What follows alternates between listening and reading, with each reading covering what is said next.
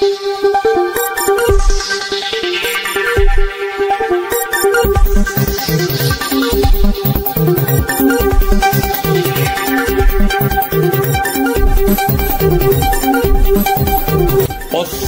Madhes news Madhes media प्रणालीद्वारा सञ्चालित पश्चिम Madhes न्यूजको field रिपोर्टिङको क्रममा आज हामी यो चाहिँ लुम्बिनी सांस्कृतिक नगरपालिका वार्ड नम्बर 5 मोहम्मद नगरमा रहेका छौँ र हामी देखाउन चाहन्छौँ लुम्बिनी क्षेत्रमा कस्तो विकास भएको छ। लुम्बिनी सांस्कृतिक नगरपालिका भगवान गौतम बुद्धको जन्मस्थल मानिन्छ र यो भगवान गौतम बुद्धको जन्मस्थल लुम्बिनी नजिकै रहेको यो मोहम्मद नगरको अवस्थाको बारेमा आज हामी चर्चा गर्नेछौँ कि वास्तवमा स्थानीय सरकार आइसके पछाडि गाउँ गाउँमा सिंहदरबार आइसके पछाडिको अवस्थामा कस्तो विकास भएको छ, के वास्तवमा विकास प्रक्रियाले अधोगति लिएको छ वा विकास प्रक्रिया जस्ताको तस्तै छ। हामी यो देखाउन चाहन्छौँ नाला। ल हेर्नुहोस् है, यो चाहिँ सामान्य कुनै व्यक्तिको होइन, यो चाहिँ एउटा नेकपा एमालेका वासुदेव घिमिरेको निर्वाचन क्षेत्र हो, क्षेत्र नम्बर 5 र यही ठाउँबाट सीके गुप्ता जनमत पार्टीका प्रदेश सांसद सीके गुप्ताले चुनाव जितेका छन्। तर पनि यो अवस्था यस्तो नाजुक छ कि अब यहाँ हामी सजिलै अनुमान गर्न सकिन्छ कि कस्तो चाहिँ विकास गरेका छन्। विदेशबाट आउने पर्यटकहरूले, विदेशी पर्यटकहरूले वास्तवमा नेपाल कति पिछडिएको छ भन्ने कुरा यो सजिलै अनुमान लगाउन सक्छन्। यस्तो अवस्थामा अब विकास हामीले कुराकानी गर्नेछौँ।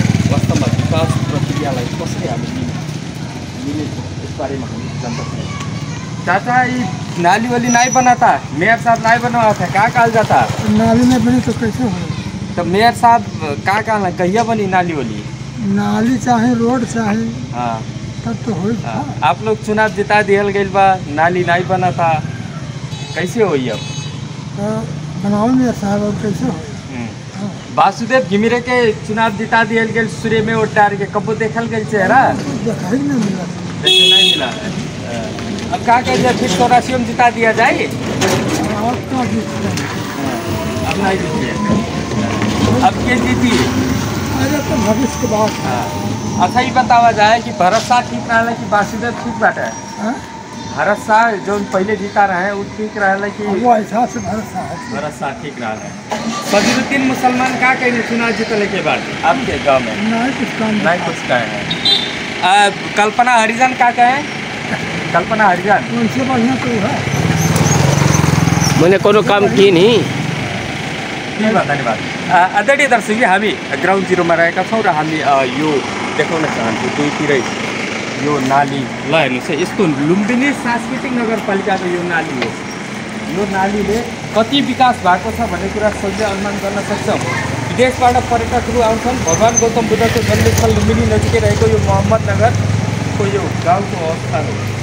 अब यसले पनि सजिलै अनुमान लगाउन सकिन्छ कि गाउँ गाउँमा सिंहदरबार आइसके पछाडि कतिको विकास भएको छ र कतिको जनताहरू सन्तुष्ट छन्। हामी ग्राउन्ड जिरोमा रहेर देखाइरहेका छौँ यहाँलाई जस्ताको तस्तै। यस्तो अवस्थाले आउने दिनमा मेयर हुन् वा उपमेयर हुन्, दुवैलाई चुनौती छ चुनाव जित्न। 2084 को चुनावमा यदि यस्तै तरिकाले विकास गर्ने हो भने न त कल्पना हरिजनले चुनाव जित्न सक्छ, न त सदरुद्दीन मुसलमानले जित्न सक्छ। त्यसैले हामी स्थानीय सरकारका प्रमुख र उपप्रमुख दुवैजनालाई भन्न चाहन्छौँ कि विकास गर्नुहोस्। तपाईँहरूले जुन चुनावको बेलामा वाचा गर्नुभएको थियो त्यो अनुसार विकास गर्नुहोस्, अनि मात्र तपाईँ एउटा सफल जनप्रतिनिधि ठान्नुहुन्छ। होइन भने यो विकास प्रक्रिया चाहिँ केवल एउटा नारामा मात्र हुन्छ र आउने दिनमा जनताले भुल्न चलाउन बेर लाग्छ।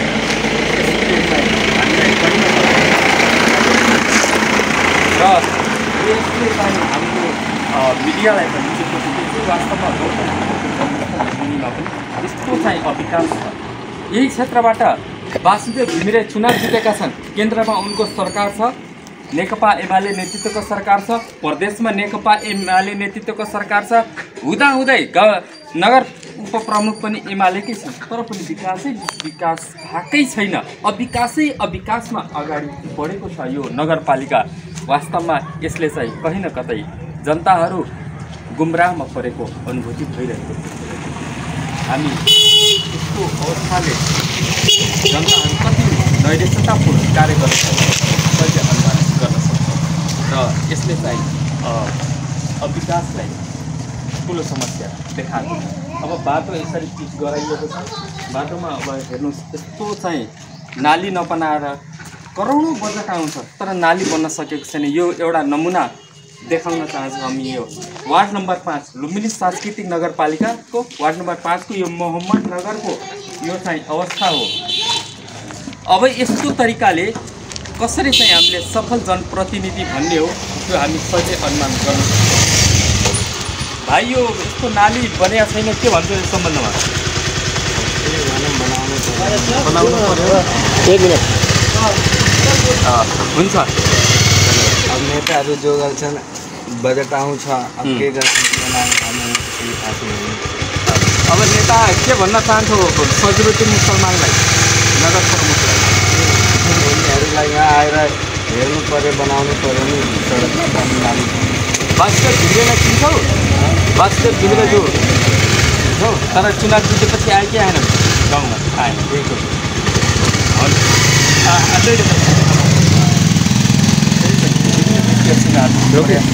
गर्दैछौँ वास्तवमा के भइरहेको छ? विकास कहाँ भइल आपके गाँव में? हो बाबू विकास सजरुद्दीन मुसलमान विकास क्या किए हैं आपके गांव में? कुछ नहीं किए बाबू का कुछ नहीं किए हैं। हाँ का चुनाव जीतने के बाद कुछ नहीं किए? न देखो तो सड़क वैसे पड़ा है नाली वैसे पड़ा है। हाँ तो कौन विकास की है? हाँ। कल्पना हरिजन आप चुनाव जीतने बाद आईलिन गांव में आपके? एक बार आए रहे वहीं चौराहा पर। हाँ। हाँ क्या कहे कि विकास वो जो का बोला था बोरिंग कहीं का खराब हो गया तो वो आई रही कल्पना। हाँ ओकरे बाद नहीं आई। हाँ नहीं आई। अब वासुदेव घिमिरे के चिन्हल जाला आप लोग सूर्य में चुनाव में वोट डाल के जिता दिया गई काठमांडू एक बार आए रहे कहीं कहीं चौराहा पर तब से जीता रहा। हाँ नहीं तब से नहीं देखा तब से नहीं। ठीक है धन्यवाद। अहिलेका लागि हाम्रो पश्चिम मधेस न्युजको फिल्ड रिपोर्टिङ यही अन्त्य हुन्छ। सम्पूर्ण युनिटसँग म भोला बन्नेले आगे दिनुहोस्। नमस्ते।